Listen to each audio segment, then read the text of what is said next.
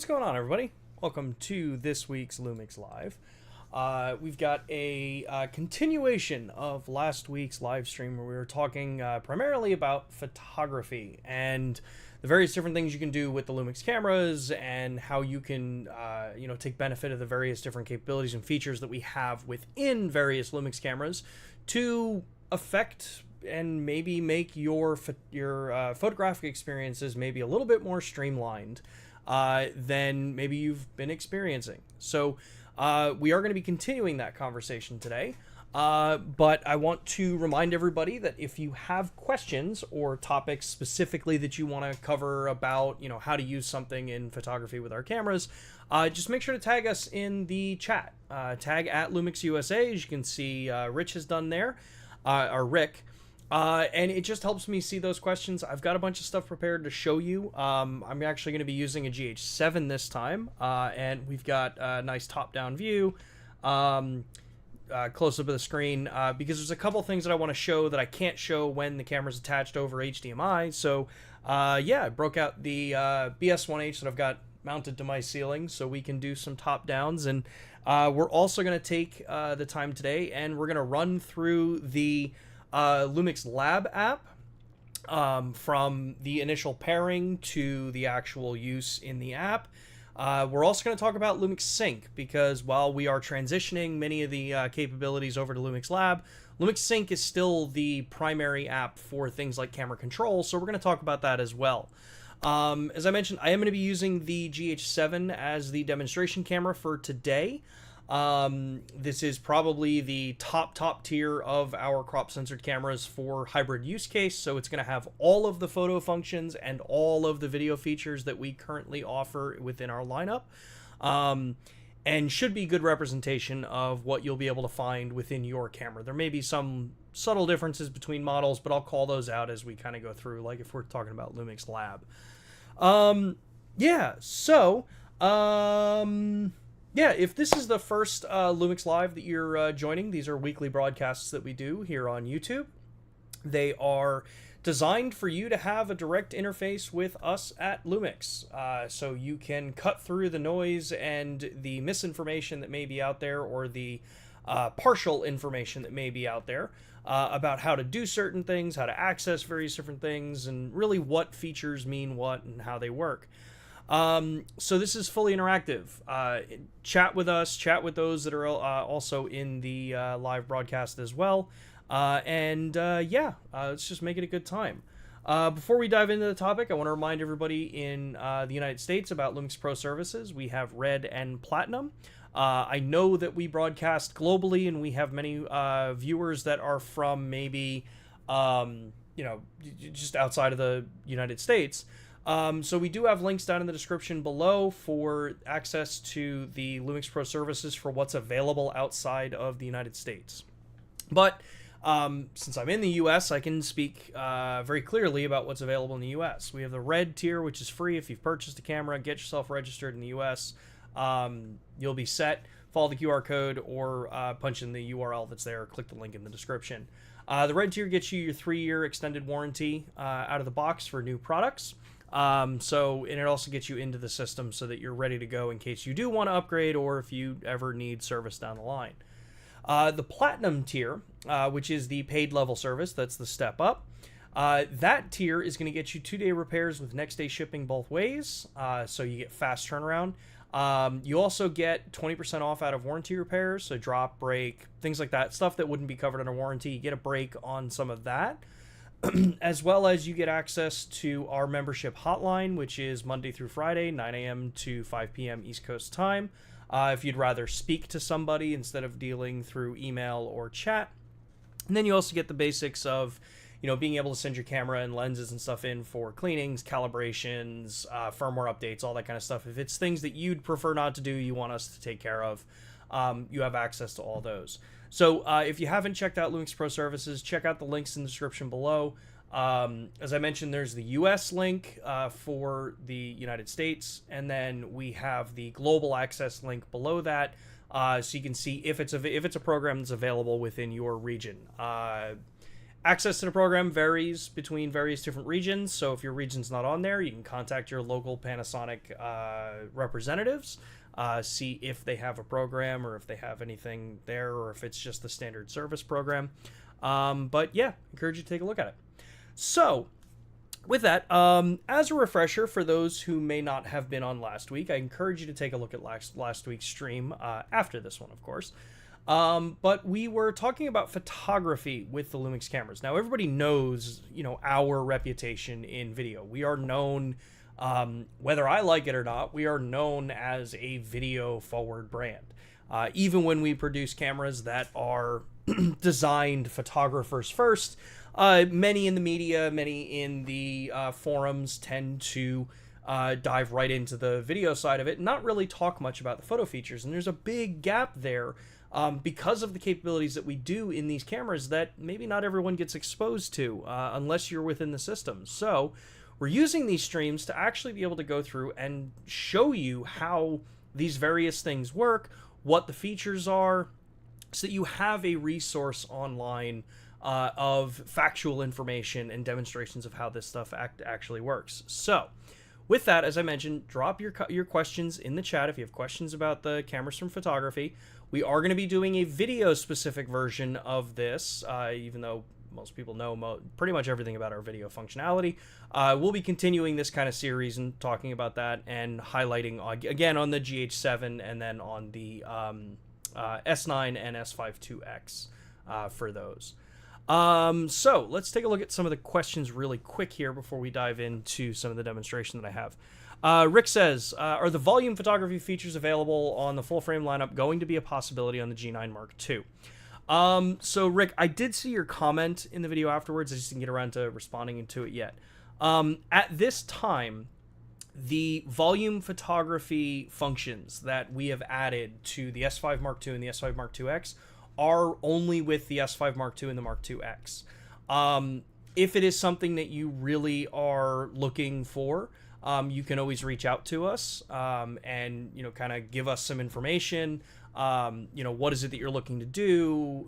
That kind of thing, because it's not that it will never come to those cameras. It's that right now we are focusing the volume photography functionality with the S5 II and the 2X, primarily I think the S5 II, as those are the cameras that in the markets that Matt Fraser works with and the shows that Matt Fraser's been going to has gotten the biggest response. So that's the camera that really kind of has that specialty capability for it. But the more information that we get, the more feedback we get as far as how important it is it something that's going to be a viable thing for, mass market, that kind of stuff. We always take that info and we always look to improve these products as time goes on. So I can't say that it is going to happen, but I also won't say that it won't happen. A lot of that, we build these features and these specialty capabilities based on what the market is asking us for. And when you get into very specialized markets, tends to be a lot of back and forth conversations with that kind of stuff. So let's see here. JRT Junior T says, hello from stills only S5 II and soon S9 user. Finally more photo content. Awesome. I love photo content, so I will always happily do these as long as people watch them. Well, even if people don't watch them, I'll still be doing them because I have to keep my sanity somehow. McCary says, here's the most recent issue with G9 2. For the recent stars and Starlight AF is super slow and doesn't kick in. One area, AFS, 10 to 25, 1.7. I'd have to take a look at Starlight AF. To be honest, I've never used autofocus for astro or star photography. I use, if it's the 10 to 25, I use the manual focus clutch and I use depth of field calculations and stuff to position my focus in the right spot. Because autofocus, while yes, there are modes that can drop in for that kind of stuff, they tend to be very specialized, and I always find that even the best of cameras that have had that, I've always been better with my own eyes doing it. So, but yeah, I can take a look at it. I think it's supposed to be clear tonight, so I might be able to do that tonight. And then number 2, birds flying towards camera. Focus is slow to acquire on AF set 3. AFC animal eye body. When it locks on, it's good. However, often can't even get the lock on in the first place. Any tips? I don't have any tips off the top of my head, McCary, but that's another one that I don't have a ton of experience with wildlife or, like birds flying directly towards camera. But I can try to get out there and work with the camera, since I know all the kind of intricacies of how the focusing system works for acquisition and all that stuff, and try to get an answer for you next week. If you can drop that, your questions or your comments there in the comments under the video, that can help me remember to actually go back and be able to like test those. And if I get a response between now and next week, I can actually comment on the video itself, instead of necessarily having to wait for the chat. That goes for anybody. If you have questions and it's something that we're following up on, or you want to maybe have a written answer instead of waiting for the next week, if you drop it in the comments afterwards, it's easier for me to be able to go back in and, kind of send a reply as I find, get the findings of an answer to your question. McCary says, eye detect doesn't work on herons, goes for the butt. That one I'm not so sure of. I can try to check. Again, I'm not the biggest birding photographer, but yeah, I can check. My best guess with something like that with a heron is it's probably much more sensitive because of the size of the eye or the coloring of the eye, if it can determine the eye. I know I have photographed some herons that it locks right on the eyes, but I think it can also depend on the type of heron, because I think you have the different colors of them sometimes.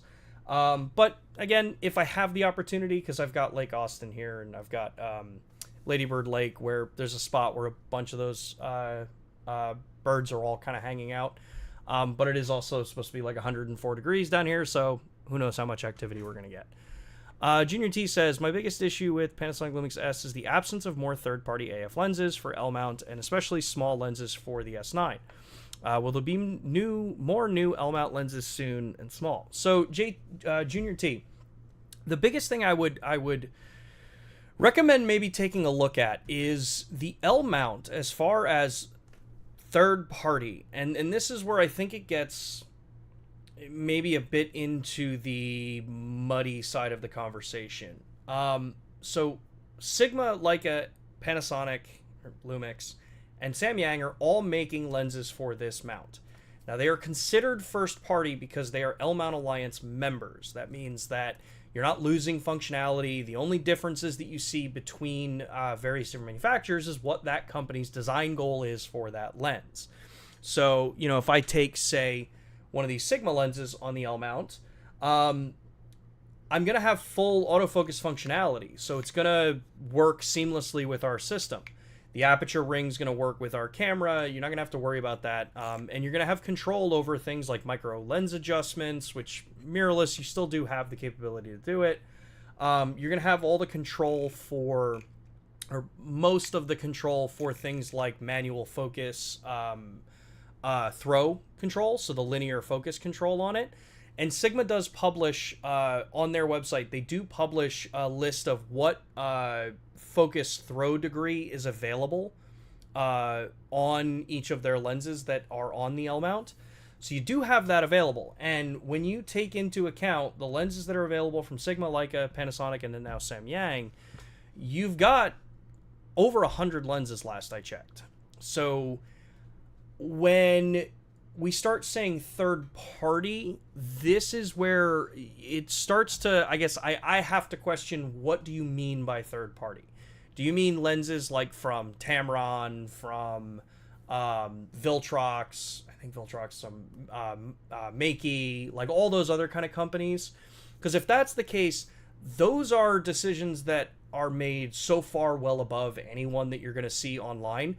Trust me, nobody you speak to online, myself included, would be able to tell you yes or no something is going to be coming. That's just not how it works. But there's positive traction if you've seen. Samyang was just added into the L-Mount Alliance, and now we've got their lens out. You'd have to speak to Samyang as far as, are they bringing more of their line into the L-Mount? Same with Sigma. Is Sigma going to be making more? But the benefit there with Sigma is that you know that, well, so far the track record's been if it's made for mirrorless, it's made for L and other mirrorless mounts that are within the lineup, because they're first party. So there are a ton of lenses. I understand the commentary about wanting to see smaller and lighter lenses. At the moment, for cameras like the S9, the Sigma I series is a solid performing set of lenses for this system. In fact, my overhead is the 90 millimeter. This is the 24. I have the 17 attached somewhere. My S9's actually out in the living room. And I also have the forget which other one else I have. Yes, and the 45, which the 45 is kind of like a classic, because we did, when we launched the S5, there was a pre-order promotion where you'd get the 45 for free with it. So they do exist. I'd encourage to take a look and maybe broaden the concept of what third party is. But if there are specific lenses or brands or things like that that you're looking at, contact the lens manufacturer. If they don't make lenses for L mount, contact them. The more you let them know that there is a demand for stuff like that, the more likely they are to approach the L mount alliance to either try to get inclusion into the L mount alliance so that they could be building first party. The best thing about the L mount alliance, though, is that if you are buying a lens that's from a manufacturer on the alliance that is part of it, again, I can't criticize, I can't drive this home enough. It means that they are first party. It means that you're not getting limitations with it. In some cases, if you go from main manufacturer to a third party lens, those lenses actually force the system to maybe reduce the burst rate. They reduce maybe the pre-capture capabilities, that kind of stuff. That doesn't happen on the L mount, because it's not designed to do that. It's designed to be an open platform for you to mix and match lens and camera setups. Obviously, I'd love for you to buy all of our lenses, but the reality is we know that there are different use cases, different tastes from everybody, and that's why I think it's a really solid system to work with. Rom says, new here. I just got G9 Mark II and a 100-400 lens, which you love. My question is, I want to get the 1.4 teleconverter, but it's not available. Lumix, please, can we make this available? Thank you. So the 1.4 teleconverter is available. It is just very hard to come by. The teleconverter, there is a new model number for the teleconverter. It's basically the same teleconverter. Usually you see stuff like that come when maybe there's a part that has to be changed through production. And if it's a big enough part, you have to change the part number for it. But yeah, I would check with basically a lot of the retailers and stuff like that. It'd be probably one of the best ways to find out if you can get one. Yeah. Air show season is coming. Please bring the front plane AF detection to the G9 Mark II. Yeah, I know there's a lot of people that want to see more of the AF detections, like what we've added in the GH7 into other cameras as well. What's the update on Lumix Lab app support with S5 Mark II? It's not supported yet. We are still targeting to add support for S5 Mark II, Mark IIX, and G9 Mark II. As soon as we have more information about that, you will have there will be updates about it, and we will talk about it here. There just hasn't been a timeline published for them yet. Let's see here. CPT Junior T says, does the S5 II and the S9 offer something like Star AF? Technically it does. It's a very limited way to use it within our cameras. When the camera detects a dark enough scene or a low enough illumination when you're in single autofocus, it will drop into low. It'll give you a little red dot with low on it. It is in very specific scenarios. Almost specific enough that I would say it's faster to just do manual focus and use the on-screen distance scale and peaking and 20 times punch in. You'll get the focus faster than Starlight AF. I know it can be maybe a little challenging for some people because it's a very different way to work. if you're always used to working with autofocus. But I think what you'll find is that the ability, one, that we have linear manual focus on all the new cameras at bare minimum, means that the experience is much closer to as if we were working with film cameras or DSLRs at that time. So, yeah. Can you describe the difference of menu functions, rec versus play? Yeah, we can kind of go into some of that. All right. We're going to hold questions there, and we're going to actually talk about... So, the first thing I want to talk about right now is actually LUMIX Lab. Because when we talk about, kind of getting everyone prepared and, like, what functionality and capabilities we have for photographers, LUMIX Lab is kind of going to become the central hub for a lot of these things. Now, if you've got an S9 or you've got a GH7, you may already have experience with this, but the fact that it is still, locked to those two particular cameras for the time being means that maybe not everyone's actually kind of experienced it. So let's actually do a walkthrough and how you connect it, show you how much faster this is. So to start with, I am using, this is a Galaxy Tab, so this is an Android tablet. This isn't even like a high-end one. This is the entry level of the Galaxy Tab tablets for this. So showing you on this because if you use it like on an iPad or one of the top tier models from like Samsung, it'll be probably a little bit smoother, but it's designed to function on all of these. So to start with, I've got my GH7 set here, and we're taking a look at the top down. Let me just turn off the screen switching. There we go. All right, so to start with, all you're going to do is go into the menu. You're going to go down into Bluetooth, which is going to be coming from the wrench icon, and then that's down into the in and out option 1. You're going to go into Bluetooth, and then from here, you're literally just going to go to pairing. This is going to turn the Bluetooth system on. You're going to do add new device. You're going to see the system pop there. Now all I do is tap pair with camera. Screen pops up. I tap pair again. Now the system is handing off all the information between it for what the Wi-Fi connection needs to be. That's it. I'm now connected to the app. I have a couple other things that I can do here. So you'll see the 3 dots up here. I can tap on those 3 dots and I can do a couple of things. I can do auto clock sync, which is something that I always do whenever I'm connecting in with a mobile device. Then I also have geotagging. So I can tap geotagging on. And what that means is that it's now going to use the GPS that's being collected on the tablet or my phone or whatever, the phone or tablet.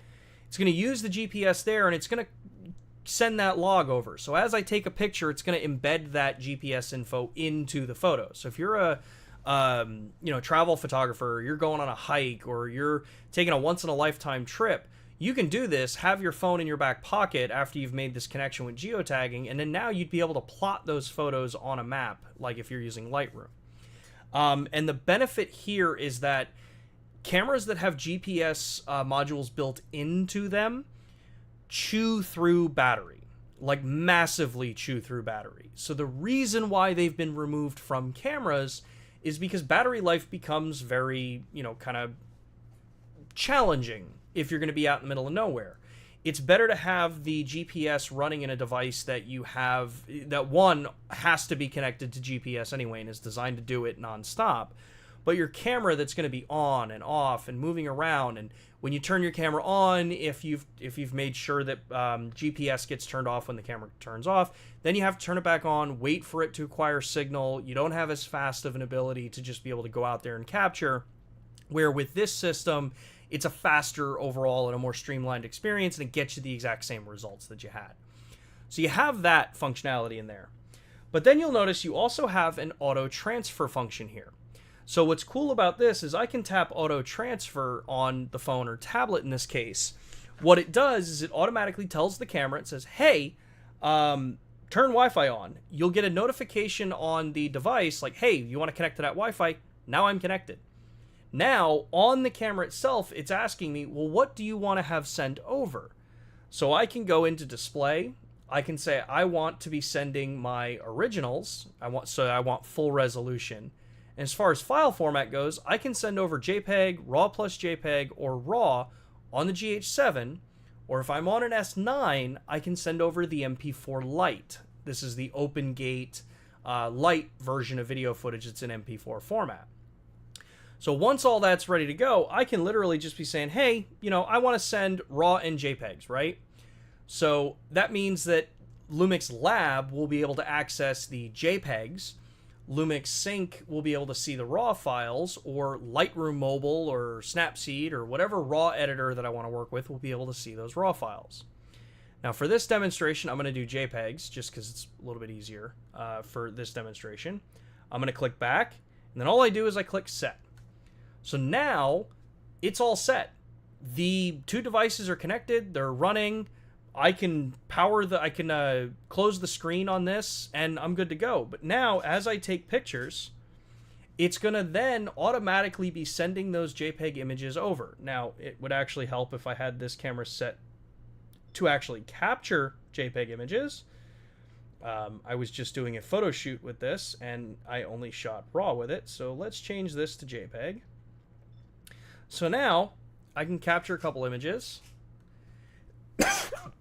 Excuse me, y'all. So now you can see that they're immediately just transferring over in the background. You get a count number on the actual screen that's going to say how many are remaining, and they're there. Now transfer is complete. So I can literally then just tap in the gallery on this, and if I go in and go to my setup here, which actually I don't know if yeah, there we go. Newest added.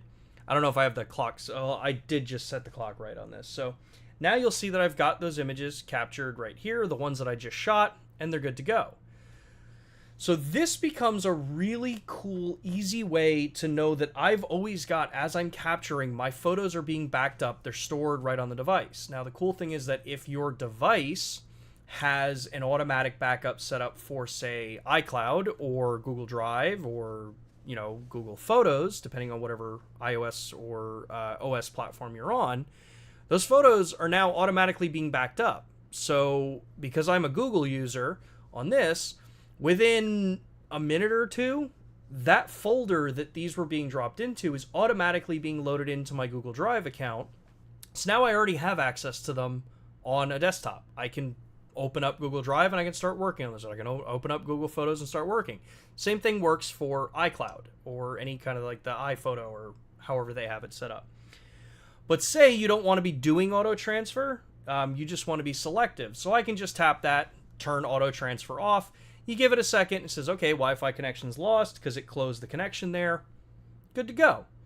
Say I want to go back through and actually pick which photos I want to take a look at and work with. So that's when I just tap transfer photos, does the same thing, tells the camera, hey, turn your Wi-Fi on, and then it's going to go through and do the exact same connection process. Now, you'll notice I didn't have to go in there and say, hey, reconnect, blah, blah, blah, because I literally just connected it there.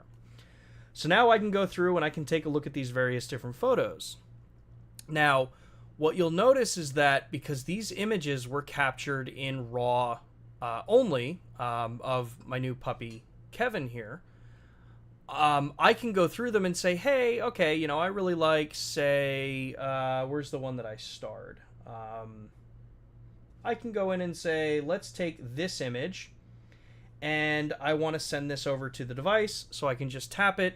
It's going to transfer that file over. Now, because it's a RAW file, it's a little bit bigger. It's going to send that file over and it's transferred. I'm good to go. So I don't have to really mess around or play around with anything here. Once I'm done transferring those images over, cool. That's it. Just go back. I can then go into the gallery. I can then come in here and then do added newest. So here's where, as of today, with LUMIX Lab, if I tap in, you'll see that this is a RAW file. It's going to tell me that it's a RAW file on the top, but I don't have editing control over these particular RAW files. Now that is just a LUMIX Lab as of current build for today. There isn't RAW editing support for it. So if I come in and say, hey, I want to take maybe this picture and I want to edit this picture, this is where I can come through. I can add my different LUTs on top of it. I can see which ones I like, or I can just go to original. I can then go into the actual tools. I can go into the various different exposure settings. Now, yes, this is editing a JPEG, but the beauty about LUTs are that LUTs are impartial to the raw file or a JPEG because it's just mapping values. So as I come through here, I can make some of these adjustments, add more contrast. Let's pull some of the highlights back. Let's bring those shadows up a bit. Save that. I can come in, let's add a tone curve to it. Make something completely ridiculous. So cool. Say that one's done. And that looks really terrible on the capture that I'm doing, but looks better on the screen here. Not that much better. But, so once that's all set up, I can literally then just tap the export button up top. You'll see it'll say save the photo. So I can save the photo out the way I've edited it. I can create a LUT, or I can share. Now if I tap share, this is going to let me send a .cube file of the look. Or in this case, it's going to let me take that photo and send that photo directly into, say, Instagram or Facebook or whatever social media network you have on there when you're doing it from this setup. But in this case, I want to create LUT. I can name this LUT, so let's name this test. It's locked to the standard photo style because that's what I created it on, because that was the photo style that the camera was captured in. I can then tap set. That LUT has now been saved into the library. So now if I take this and I go back and I go into the LUTs that I have, so that's the button all the way over here, you'll see that on device, I have a bunch of LUTs loaded, and you'll see the corresponding color profile attached. So this one, these ones are for standard, this one's for natural, this one's for Cine V2, so on and so forth. And if I scroll all the way down to the bottom, you'll see the one that I just created, which is standard. So now from here, I can tap on the three icons, not three icons, I can tap on the one that I want, and I can actually just tap and do transfer to camera.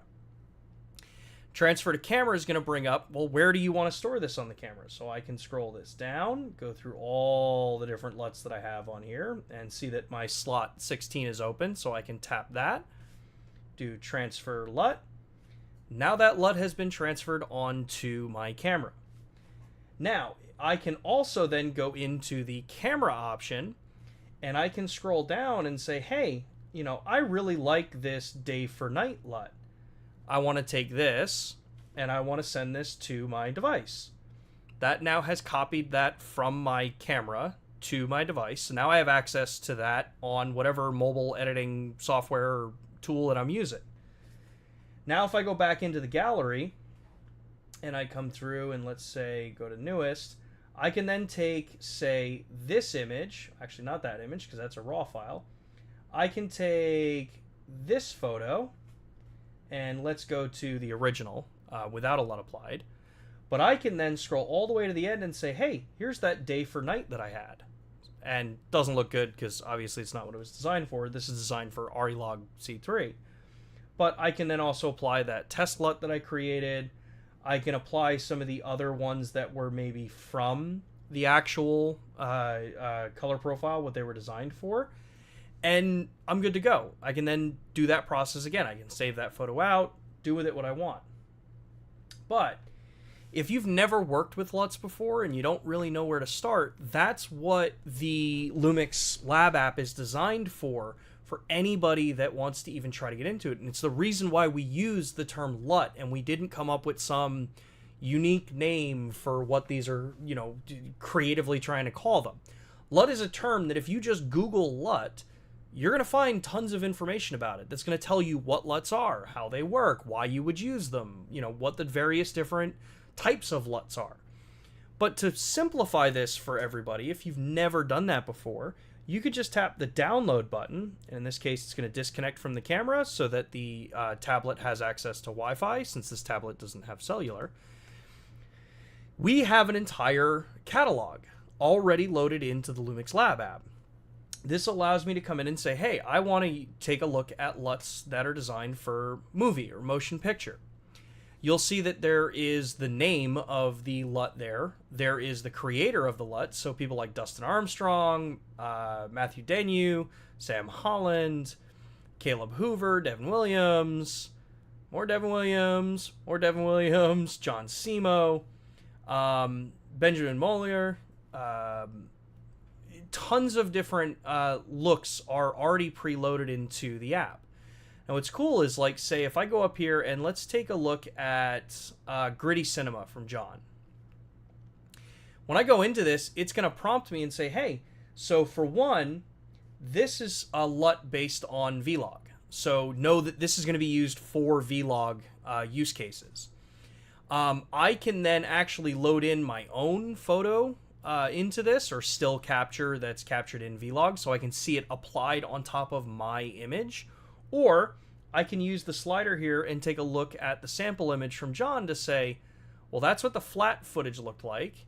That's what it looks like with the LUT that he's created applied. So if I really like this one, I can then just tap download. It's downloading that LUT from the server right onto the device so that now I can start using it. I can then take that file, put it right onto the camera, and start working and playing around with it.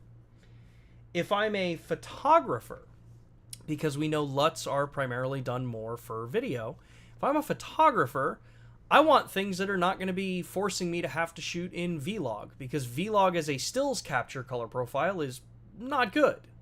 It's not what you're supposed to, it's not designed for it. So if I want to maintain my raw files so that I have full flexibility of them, I want to shoot in standard, natural, one of the other, kind of non-logarithmic profiles. So in that case, I can tap on the stills option here, and you'll see here is where I have a ton more LUTs that are designed based for stills capture. So if I scroll down and let's take a look at one of Emily's LUTs here. So Emily from Micro Four Nerds. I can take a look and say, Black Forest End. Say I really like that look. I can tap on this. It gives me, again, a demonstration, what that photo looked like before the LUTs applied, what it looks like after. I can scroll back and forth and see, do I like this or not? And then if I scroll down, it tells me what base profile it's designed for, and then a little blurb about the actual profile itself. So then I can download this, just like before, and we're cool. Now, what's really nice about the entire community that's been built for this is that if you know a specific person who is working with LUMIX that, is having their LUTs being displayed on here, I can actually go in and search by creator. So I can go in and say, hey, I really like Dustin. I follow Dustin. I love his videos, and I want to see the looks. I like the looks that he creates, and I want to be able to, emulate it and, use those as a base and maybe set them up so that I can adjust it slightly for my style. Well, cool. I've got Dustin there. You've got Matthew. You've got a number of people all over the world that are submitting LUTs to the LUMIX Lab app so that you have access to them. And it's across the board. You get that nice little kind of, explainer about the person. So let's go into Dustin. So if I tap on Dustin, I get a bio about Dustin. I have a link to where you can actually check out his work and follow him. And then we have the LUTs that he's submitted for LUMIX Lab there. If we go in, let's take a look at Emily. Same thing. Link where you can check out Micro Four Nerds, a little bio about Emily there, and then the LUTs that Emily has provided for the camera. So this makes it super, super simple that if you've never even heard of the term LUT before, if you've never even had an experience working on the video side where LUTs are known, now you've got a whole platform that makes it very simple and very straightforward to get you into that workflow. And by doing the edits in the camera, you can then or in the app, you can then be creating your own and making your own styles. You don't have to be bound by what a camera manufacturer decides, these are the parameters that you can work in. These are the only parameters you can work in. Well, not with this. LUTs are an open standard. It's a known baseline so that anything you can create that fits within a LUT, you can apply it onto the camera. And then you have more control over it as well. So that's how straightforward and simple LUMIX Lab is. The one thing that I didn't mention is that you don't even have to own a LUMIX camera to use LUMIX Lab. If you just want to start playing around with it, if you think that you're going to be getting a LUMIX camera down the line, or you want to start playing around with these different kind of looks, just download the app. The app will work because you can actually still use the photos that you've captured from your phone. if you're using, say, a camera that's not currently supported for Lumix Lab, so if you're using, say, the S5 Mark II or the S5 Mark IIX right now, if you're using Lumix Sync, you can be sending those photos to your device, just like you normally would be doing now. But then I can say, hey, I want to go into my gallery, and I want to add from my device. That will let me then take the photos that are captured from other devices, whether it's my phone camera itself or another camera that I have downloaded images onto the device with, and just import them direct into the Lab app and start working with them. You just have to remember that you can't do it with RAW files at the current moment. If you do want to work with the RAW files, that's where you'd use something like Lightroom Mobile or Capture One Mobile or Snapseed or any of the editing software that's compatible with the RAW files for your particular camera.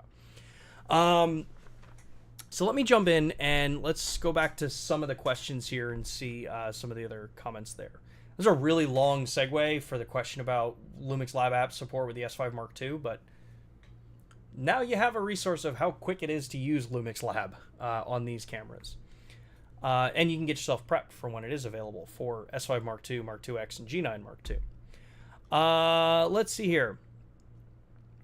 I love the size of the S9. Does it record B-RAW using the Blackmagic Video Assist? No, I do not believe so. I don't think the S9 has RAW over HDMI support. I might be wrong, but I've never looked at it because it's kind of it's not what it's designed for. So, let's see here.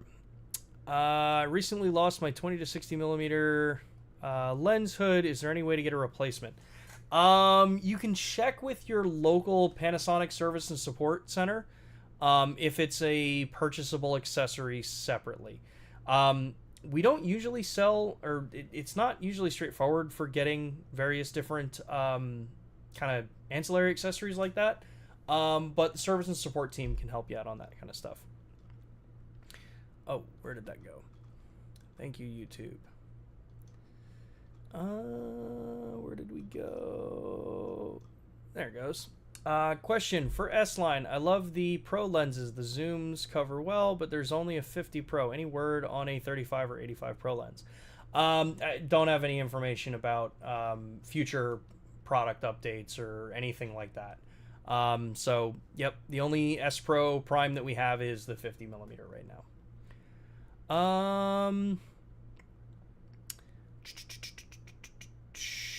When is the 18 to 40 coming? Loving the idea of the S9 and we'll get one, but the release feels rushed without this lens. Are there more lenses like this planned from Lumix? I don't have any new information about the 18 to 40 as far as when it's actually going to be released. However, I can tell you I have one. I don't think I'm going to get in trouble for saying that, because we did publicly tell everybody that it's coming out. We've showed mock-ups of it. But yes, I do have one. So at the moment, just got to kind of hang in there for when more information comes out about it. More lenses like this planned. Like I said before, we don't really have any information we can share about future lens plans, camera plans, or firmware plans. It's just not a proper area to discuss stuff like that until they're ready to be talked about. So you're following up on a different stream. Could the S9 support live view composite somehow with electronic shutter? I have asked the question. I haven't gotten a response yet back about live view composite. Let's see here. Wild Ride, please add HEIF file support. The cameras already have very good AGVC options for video, so I assume it shouldn't be that hard. You know what they say about assumptions, right? Truth is, I don't even know if the current cameras can support HEIF stills files. They are slightly different than HEVC, but that is also going to be a bit of a different area than what I have knowledge of. So we've heard plenty of the comments about it. I know Matt and I have been pushing hard, like we want to see an HEIF, basically an HDR capable still image file from the cameras now that HEIC or HEIF are becoming much more, if not standard, much more common in mobile devices and things like that, and most OSs can support it without too much trouble. So it is stuff that has been added to our engineering team. They know about it. They're researching and looking to see if it's something that we can do. Francois says Lumix Lab doesn't work on iPad 2nd gen.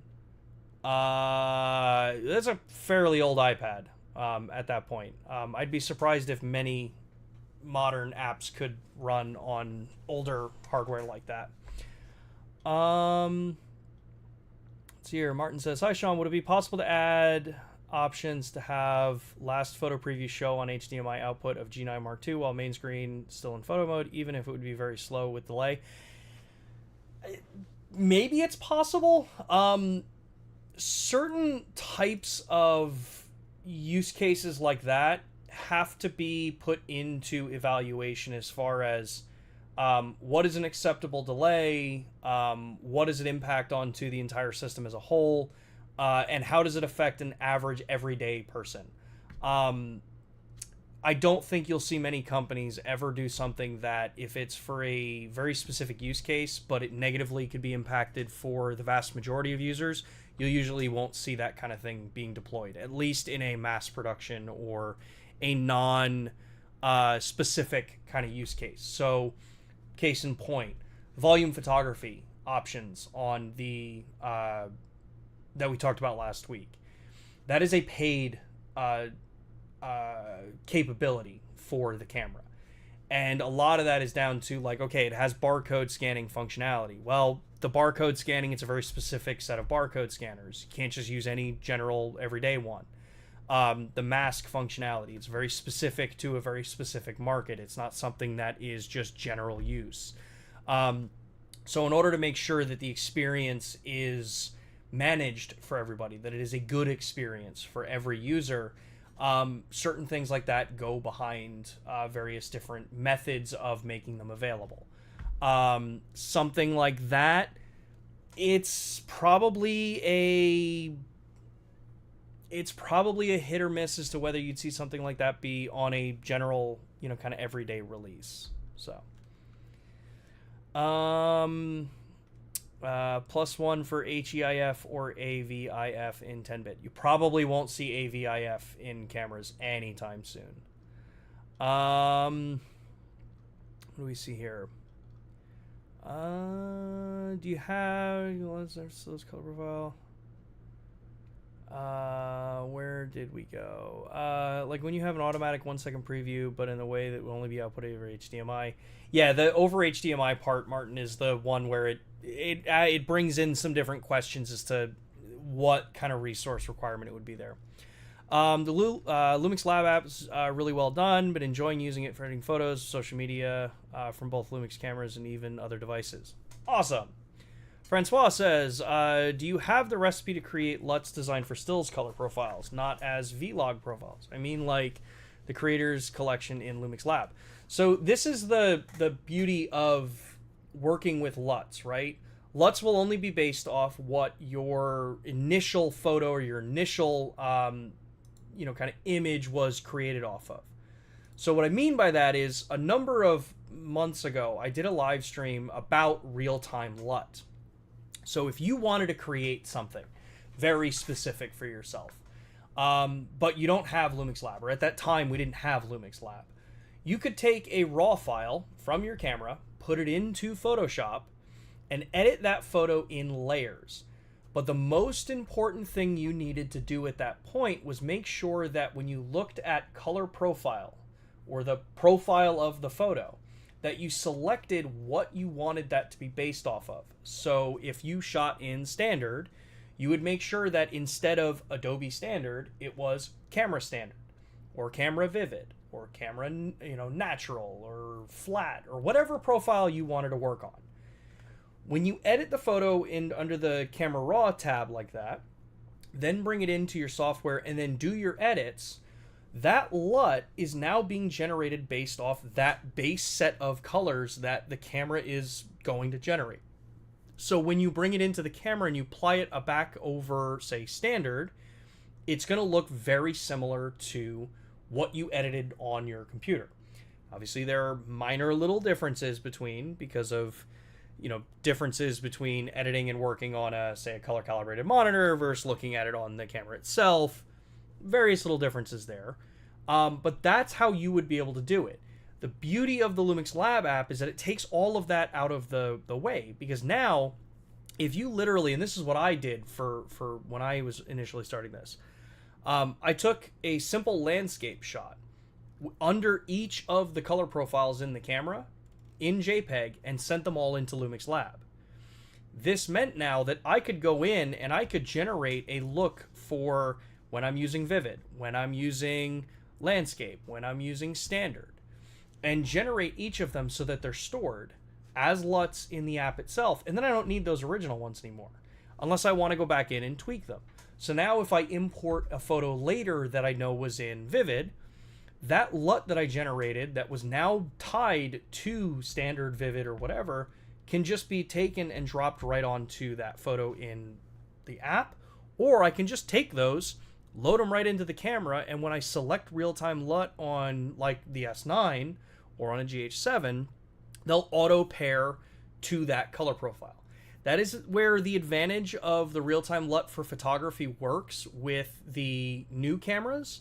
The S5 Mark II, Mark II-X, or the G9 Mark II, you have to do it kind of the old way. You have to remember which LUT was designed for which color profile. So usually in that case, I would name it like standard, Vivid, whatever it is, and then I can create them and load them in through the My Photo Style options. Jeff says, regarding combining two LUTs, does the camera do transform twice or interpolate the LUT into a single transform? Also, does the LUT transform happen before or after the imaging data were encoded into JPEG 8-bit? I am not at liberty to share how the LUT is actually working and applied. It is a patented system that we have, that we are the only ones that have the ability to do it. Anyone else that claims that they're doing the same thing we're doing is probably not true or lying, because it's our patented way to do it. But I can tell you that it is a very advanced way that it's doing it. So, sorry I can't be more specific on that. Tom says, when I use my G9 Mark II for digitizing black and white negatives, it would be a huge workflow improvement if the JPEG feature could reverse the image at the camera time. They would become a positive image. It would be interesting. It's a pretty specialized use case for a color profile. Although what's funny is that you probably could do that through a LUT. You probably could do an inverse through a LUT. It's possible to do it that way. I think, though, to retain the highest quality for what you'd be looking at, Tom, you'd probably want to not have the camera be inverting it back to positive if you're doing negatives. Because then at that point, you're limited by what the camera's capturing for the set values of it, where we know digital negatives, especially black and white negatives, can have typically a lot more flexibility than the digital files can for highlights or shadows or stuff like that. So yeah. Niles, really would love to get ELZone. So we'll talk about video stuff on the next stream. Bring back the power zooms. That would be interesting. Can Lab app be available for Windows or Mac? Not that I'm aware of. I have tried using Lumix Lab on my M3 MacBook, and it doesn't. The Wi-Fi system doesn't work. It recognizes as an iPad, but the OS Wi-Fi doesn't trigger to connect to the camera. But it's also not designed to do that. It's designed literally for mobile use cases. So for iPhone, Android phones, tablets, that kind of thing. Yeah, you probably wouldn't see any of that kind of stuff. I currently own the OG S5. What would be a case to add the S5 II versus the S5 IIX for video? D Creative will talk about video during next week's live broadcast. What will be the right way to set up and nail exposure outside in harsh light without a subject, like shooting out in the wild? Always great to have a live stream, Sean. What will be the right way to set up and nail exposure outside in harsh light without a subject? Okay, so if you're trying to set up your exposure because you're going to have a subject come into the frame, best thing to do there, one, while yes, I do prefer more modernly shooting in JPEG and trying to get it as right as I can in camera, it's not always possible, especially in harsh lighting conditions, because your dynamic range typically then is much greater than what you can see right out of a JPEG. So then you have to bring it in software to then do your edits and bring your highlights, lift your shadows, stuff like that. So I'd probably recommend, one, make sure you're shooting in RAW. Make sure if you're going to do white balance setting, which can really at this point in modern era, white balance setting for RAW is more about just speeding up how much you have to do in post. White balance, or auto white balance, has gotten really good in modern cameras, especially I think with ours, for the 3 different variants of it. If you want a slightly warmer tone, a cooler tone, or you want a neutral tone, you have those capabilities. But setting up and nailing exposure outside, it's gonna depend on what you're looking for, because there is what on a histogram or what on a like an RGB parade would be correct, which is basically, it's like a bell curve for your tones. You're not clipping too many highlights, you're not clipping shadows, everything's kind of well dispersed out. And nothing's really clipping one way or another, but that typically makes a not super great looking image. Photos should have highlights and shadows. I think we should be comfortable with, crushing shadows out if it fits the, kind of narrative of the photo. Blowing out highlights is okay, if it fits the narrative of the image. So most likely, you really want to try to make sure that, like, look, your colors are accurate. You don't want to have skin tones looking too warm or too cool, because the person can look sickly or dead because you look pale. So that's one thing you want to make sure of. In the S5 IIX, this is the second part of your which camera you're using. This is where using the various different metering modes. So while yes, I am using a GH7 here, you do have various different metering modes available. And these are going to be right here in the options. You have evaluative, center weighted, spot, and then highlight spot. I typically will always have my camera into the center weighted metering. Mainly because I'm not overly concerned with, if I'm, say, doing a portrait outside or I'm doing a landscape, I'm not overly concerned with that one cloud that may have part of it blow out, especially if I'm doing like a portrait of a person or a pet or something like that. I want the subject to be properly exposed. I can try to fix the outer areas, the too dark shadows or the too bright highlights. I want my subject properly exposed. So that's what I would do there. As I mentioned, make sure that you're shooting maybe RAW and JPEG. Just a reminder, fine JPEG is our high quality JPEG. And then, yeah, aside from that, it's just using the tools that the camera offers. So making sure that, if you're adjusting your aperture, make sure you're using the aperture enough to set the proper exposure that you need. I usually am shooting in aperture priority for the vast majority of what I capture. And actually, because I shoot in aperture priority and I use auto ISO, where I set my upper limit to whatever I kind of want for that particular day, that's where I'm also using my minimum shutter speed, where this is just so I know, like, okay, I'm going to get a nice, sharp, stable image. Once I know that I've got those two things set up, I will just look through the camera, and then if it's too dark, I'll go into exposure compensation, and I can brighten it up with exposure comp, or I can darken it down with exposure comp, so that visually the image looks the way I want it to look. I don't typically get too hung up on, I need to get the exact perfect exposure while I'm out in the field. And by that I mean, balancing out, don't blow the highlights, don't crush the shadows, that kind of thing.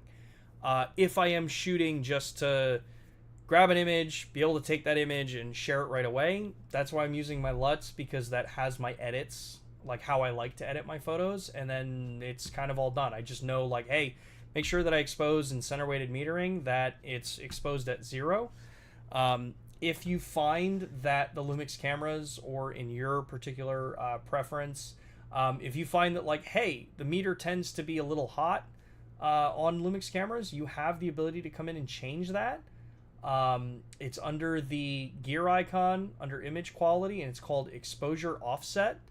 So this is where I can come in and say, hey, I think the Lumix cameras, maybe our exposure is about 1/3 of a stop, maybe too hot for normal shooting. So I can come in and I can actually lower this down by 2/6, which is 1/3.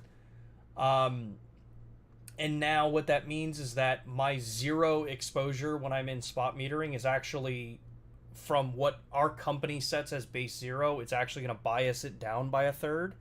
So, but it still shows me 0. It's just behind the scenes working. And you have that individually for each of the exposure tools on there, or the metering modes. So like I said, you've got for spot, highlight weighted spot, center weighted multi. It just gives you more control over making sure that that exposure looks the way you want it to look.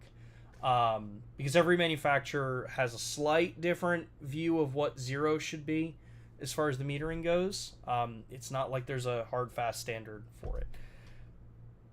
Yeah, so hopefully that kind of helps. Do you know if some effect like film grain can be automatically added in camera without Lumix Lab app? For example, creating LUTs with that effect in lab, then uploading to the camera. So, if you are taking the camera, right, I can then go into the photo styles. And if I go to the My Photo Style options, so because this is my GH7, it has all of the Arilog C3 stuff on it. But if I go into here and say I want to use standard as my base, if I scroll down in my photo style, you'll see that I have grain effect, low, standard, and high, and I have color noise on and off. So I can independently be controlling these and add different levels that I want. So if I want this to be really high grain, but I don't want color noise added to it, and then I want my various different LUTs applied on here, I can then come through and say, like, hey, all right, I want to take this one. Let's go into the LUTs here. Let's take, let's not use one of the Arilog ones. Let's use this Samurai one, right? So I can take that. I can adjust the opacity of it. So if I don't want it maybe as aggressive, maybe only 80%, I can then come back and, like I said, I've got those different kind of grain effects on here. So now in this photo, when I take that one image, or those two images that I just took there, if I take a look and preview them, you'll see that I have that grain effect added. And that's just done to the image now. So that's done in camera. You can do those in camera. It's preferred to do the grain effect on the camera side than through the LUT, because technically grain doesn't really get transmitted through the LUT because it's a layered effect. So if you're gonna want grain in an image, do it where you're gonna set it up on the camera itself for that. Anamorphic desqueeze option in photo mode. I've been asking for a long time for that. We really want, Matt and I really want that for the stills mode. You started to answer my rec versus play menu thing, but got sidetracked by Lumix Live. Could you talk a bit about definition of what it means when in rec mode or play mode? Yes. Sorry. Thank you, CBT, for bringing me back on there. So, you have different, kind of ways to look at the camera setup here. So right now, because I am in the shooting mode, so right now I'm in where I'm ready to capture still images, and that's the mode that the camera's in. This is rec mode. Rec mode means when I press the menu button now, you'll see that I have all of these various different menu options because I am in a recording mode. Now, If I go to the playback menu, the playback menu has its own set of menu options. You'll see that you have for, the various different ways that playback is managed here. Even one tip for photographers, if you want to have the camera magnified to where your AF point was, that's under the playback menu here. Now, if you're going to set a custom function button, this is where it typically comes up as to what does rec menu mean. So if I come in here and I go to FN button set, so it says setting in rec mode, setting in play mode. So what this is doing here, this is saying, what do you want the function buttons to do when you are in a recording mode, which is when the camera's in standby and you're ready to take a picture, or when I am reviewing images on the card. So a good example of this here is right now, the AF on button is set so that when I am reviewing photos, if I press the AF on button or videos, it's going to apply a 3-star rating to that image. But if I go to the rec menu, you'll see that AF on, when I'm actually using the camera to capture images, AF on is AF on. And you can see that here. So now I press AF on and it sets my focus. But if I go into playback, and let's take a look at some of these images here. So like right here, here's my new puppy, right? I can press the AF on button and that can toggle me to add or remove the plus or the star rating on this particular photo. So I know that I want to take this photo and I want to use this image. I can scroll through more and see, like, hey, okay, I really like, say, that image. So then I can press the button again, which clearly I did because I had already had it starred. That's what the in rec mode versus play mode means. It's just when the camera's in a different operating mode, how do you want the function buttons to operate? What do you want them to react to? Where did we go here? Could the photo preview quality be improved in LUMIX Lab? It feels lower res until I export it back to the photo after editing. I will have to check with them. Remember too, the LUMIX Lab app is first iteration. I think there's only been minor updates to it yet. It's going to continually be getting updated over time, especially as new functions get added to it, as new camera compatibility happens, that kind of thing. So, do you think we'll see Fielding? Do you think we'll see the Micro Four Thirds format rewritten to include more options for things like Dual IS? It's not under my control. My understanding is the Micro Four Thirds format is primarily owned by Olympus, so it would be up to them. Can you bake in the LUTs on the SD card without any video editing? Yes, you can. For photos and videos, you can do this. Tom says, I agree about preferring RAW over JPEGs, but labs typically deliver scans in JPEGs, and I look for volume flow. I will look at the LUT. Yeah, for that particular point, Tom, yeah, if it's trying to streamline it and, like, you're not super concerned with it, this is one of those benefits where shooting RAW and JPEG can be a good benefit. Yes, it's going to be more storage, but then at least if that, that one image just may not be exactly what you like it, you then have the RAW file that you can do the extra tweaks, do your conversion, and then send it out. But yeah, I would take a look at, if you take one of the black and white images that's captured as a negative, bring it into Photoshop and edit that photo in layers. Again, make sure that the Adobe, that you're not using Adobe standard color, that you're using the color profile of the camera that you're using and the mode that you're using. Then when you do those edits, I think you can apply a layer for invert, so that you're just inverting all the colors, and then you can export that as a LUT. It should work. The reason why I say it should work is that I know people have made false color LUTs, which is very similar to a kind of concept. So it should do what you need it to do there. Nylish, when shooting with timer, is there a way to let AF continuous work after pressing shutter button? This has been something that has been asked to be brought up to our engineering team.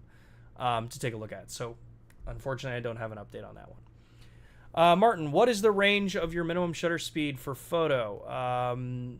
You now showed 160, 1/640th. Is that a real example?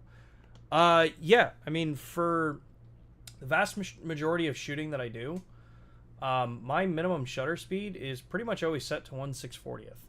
But I can go all the way down to 1 second for minimum shutter speed. You also have the ability to set to auto. Auto is going to try to adhere to the 1 over focal length rule, but auto gives it a lot more flexibility so that it doesn't have to necessarily stick to it if it falls out of the parameters. But vast majority of the time, I'm leaving my camera at 1/640th. I don't care what I'm shooting. I'm not someone who has issue with going up in noise. Because I actually like the way the noise looks in a lot of our stuff. So I routinely will be shooting, even in bright daylight, I'll routinely be shooting at like 800 to 16, sometimes 6400. Because if I'm going to be applying LUTs and, you know, that kind of style in the edit to it, I usually add some sort of grain to a lot of the images. I hate these over clinically smooth, clean looking images. I personally don't think they have any soul to them, so it's a personal preference. That's what I think is important with this. Some people love it. That's awesome. I don't, so I don't care about it there. So, let's see here. Would the GH7 with its internal fan do better with repetitive time-lapse long exposure astrophotography than the G9 due to heat management? Technically, yes. It theoretically should. And I say theoretically because I think, honestly, with modern mirrorless cameras, I think there's kind of that tip point, right? If you're going to be doing astrophotography and you're going to go to the point where you're heavily concerned about heat and what it imparts into the image, you have to be a bit aware that proper astro cameras are customized. They're custom cooled, all that kind of stuff. Having any benefit to keep the system as cool as possible is going to help. It's not going to do anything. That's a double negative. But this is where doing things like, if you're going to do a really long exposure, say you want to do star trails, right? This is where, honestly, it's not about how long the single individual image is going to be recorded. It's truthfully going to be more about using what features you have in the camera. And I will actually be ending this stream after this particular topic. And as McCary points out, I think we will do a week 3 of this because there is so much to talk about when it comes to photography. See, we are a photography company. People who say that we don't care about photography or we don't do photo features haven't been looking close enough. So what we do have on this camera is we have live view composite, which is a good way to get around the long exposure kind of astro shooting. Granted, for astro, if you're trying to do pinpoint stars, it's different. Totally aware. But if you're doing long exposure astro kind of shooting where you're fine with star trails, that's what your goal is, this is where I highly recommend use live view composite. Now with live view composite, within our cameras, there's 2 ways to do it. The older system was you put the camera into M for manual and you scroll all the way down past bulb and you'll see an LC, that's live composite. In the modern cameras, you don't have to do that. In modern cameras, you literally go into the menu, under the photo menu, and you scroll down until you find live view composite, which is right here. Tap live view composite. You can put a shutter delay on this if you don't have a remote cable to to trigger the camera so you're not shaking the camera. In this case, I'm just going to leave it off. But I hit start. Now all I'm going to do is I'm going to set my exposure. So in this case, I'm going to do 1/6, 1/1.6. Let me stop this down really far. We're going to stop this all the way down to like F16 on this one. So we've got it set there. I'm at ISO 100. I'm going to take one image. It's now going to creates the black frame for noise reduction if it needs it. And then from there, now I just capture these images. Now, what's going to be cool about this is I'm going to take my phone. If you've never seen this, this is a really fun thing to do. I'm going to use my phone, and I'm going to use my phone's flashlight. Which actually, doesn't this thing have the ability to do this, like, beam? Yeah. Alright, so I've got my flashlight. So now, as we're looking here, I can now start painting into this image. And I can be watching this build. Now, the reason, as you can see my arm there. Now, the reason why this is like such a good mode, I would say, to use for astro shooting is, one, you can see like how I'm actually like painting the images here, right? You're seeing the actual look, you know, kind of show up in the frame. When you're doing long exposure or live view composite images like this, instead of doing it in one singular exposure, what you end up getting is, actually, I can show you, because this is actually easier to show. And I don't think I've shown this on the street before. So, all right. So we're doing this again. I'm now adding some light here. My arm's going to be in the way real quick. Sorry, y'all. So we're doing this. I'm making some design there. Cool, right? I've got an image. We're good to go. That right there now is an 18-second exposure. So if I take myself out of Live View Composite and I have the camera in manual and I set this to 18 seconds, I'll set it to 15 seconds, it's the closest. And I want to set this to ISO 100 because that's what we were capturing at. If I now just let that image go, that's an 18-second exposure. And I'm going to show you is back to back why this is so valuable for long exposure, you know, capture. For one, we're capturing 18 seconds. It means that that shutter is open. It is constantly letting light flood in. You have the ability to have the long exposure noise reduction here, which if you're doing long exposure and you don't want to deal with having to worry about hot or stuck pixels or anything like that that happens with really long exposures, you can let the camera do it itself. I do recommend leaving it on, but it's up to you. You don't have to. But now, if I go to playback, there's the 15-second exposure. There's the live composite one. Now, a couple things that you'll notice here is, for one, on the 15-second exposure here, you know, it looks cool, right? It's not overly blown. It's not a bad exposure. But if I wanted this particular look, if I wanted it so that the camera was darkened out and I wanted to have that whole little look and style there, I wouldn't get it, because the more light I add to that frame, the brighter and brighter that image is going to get. So that is an image without me doing the light painting. So now if I take the light painting and I start doing the same light painting that I was doing before, you're not seeing it on the camera itself anymore. So I don't exactly know where my additional light is ending. But now that exposure has stopped. So we saw what it looked like without doing light painting. Now we're going to see what it looked like by adding that light, the same exact light that I was adding over the same amount of time from Live View Composite versus just letting the shutter be open the entire time. So now you see that it doesn't look the same. It's not what I had set out to do. So you have, okay, I actually am light painting with this versus, it's not the greatest. It's not what I was trying to do. I didn't want the brighter, you know, the white parts that were already exposed to get any whiter. I didn't want the dark spots to stay, to get necessarily brighter as well. I wanted them to stay where they were and only add additional light to it. So you have that ability. That's one way that you can get around heat management with the modern cameras that have Live View Composite. So you don't have to worry about it. You can just let it run for up to 3 hours at that point. And in a case like that, the GH7 probably going to give you maybe a little bit better because you're going to have the fan running the whole time. And at that point in stills, the fan's not that big of a deal. Even if you run it at high, it'll be audible, but it's not going to give you any kind of challenge there.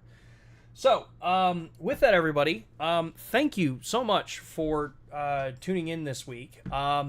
We will do a part 3 next week because I do want to cover the LUMIX Sync app and talk about the raw workflow and things like that, and talk about high resolution shot mode and demonstrate some of that stuff. So I think there's enough to justify a week 3, which means after next week, the following week, we'll jump into the video side, and we'll probably be fair about it. We'll probably do a 3-week session on that as well. So, yeah, if you like the stream, give us a like, subscribe if you don't already.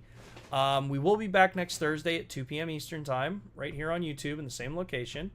If you have questions that didn't get answered, or we just didn't get time to, or you think about something that you want us to address in in next week's stream, or even if you have topics from the video side specifically that you want us to talk about during the 3-week video streams, drop those in the comments on this video after it's published.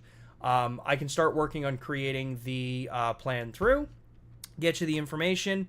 And if there was something on the stream that you want me to try to get information of, like we were talking about earlier, I think Macari, your comments and stuff, if you drop those in the comments of the video after it's posted, I'll try to get those tested throughout the week and then drop a reply comment to you with what my findings were.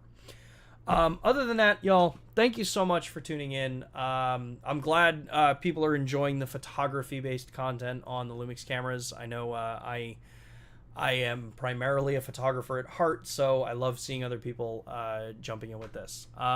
Cool. Other than that, have a great rest of your day. Have an awesome weekend, everybody. And yeah, get out there, use your cameras for stills. Even if you're a videographer, you might like it.